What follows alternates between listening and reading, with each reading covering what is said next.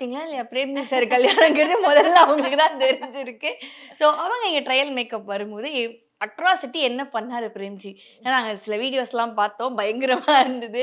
Del about the atrocity Premji did அப்படிங்கிறத சொல்லுங்க எங்களுக்கு. நம்மளுக்கு பார்த்தீங்கன்னா, ட்ரையல் மேக்கப்க்கு வந்து வந்திருந்தாங்க. அந்த டைம்ல என்ன ஹேர் டூ அந்த கன்ஃப்யூஷன் இருக்கக்கூடாது. ஃபர்ஸ்ட்டே வந்து நம்ம செலக்டடா இருக்கணுன்றதுக்காக என்ன ஹேர் டூ பண்ணலாம், என்ன ஜுவல் போடலாம், என்ன காஸ்டியூம் போடலாம், எல்லாம் பண்றதுக்காக அந்த ட்ரையல் மேக்கப் வந்திருந்தாங்க. அப்ப சாருக்கு பார்த்தீங்கன்னா, நாங்க க்ரூமிங் பண்ணியிருந்தோம். நம்மளோட ஸ்டுடியோல வந்து க்ரூமிங் பண்ணியிருந்தோம். அப்போ வந்து 2 பேருமே தனித்தனியா வந்து பிரிச்சுட்டோம் நாங்க. நீங்க வந்து ஃபர்ஸ்ட்டு எல்லாம் ரெடி பண்ணிட்டு சார் பார்க்கணும். ஒரு சர்ப்ரைஸா இருக்கட்டும்ன்றதுக்காக நாங்க தனியா பிரிச்சுட்டு, சாருக்கு ஒரு தனி க்ரூமிங் ஒரு இடத்துல குடுத்துருந்தோம் நாங்க. சார் ஆனாலும் அவர் அட்டகாசம் தாங்கல. நடுவுல நடுவுல வந்து எட்டி எட்டி பார்த்துட்டு இருந்தாரு.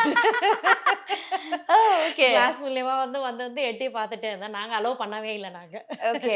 சார் அவரு இப்ப தானா அங்கேயும் அப்படிதான் பண்ணாரா? கல்யாணத்து போதும்? இல்ல கல்யாணத்துல சமத்தா இருந்தாரு.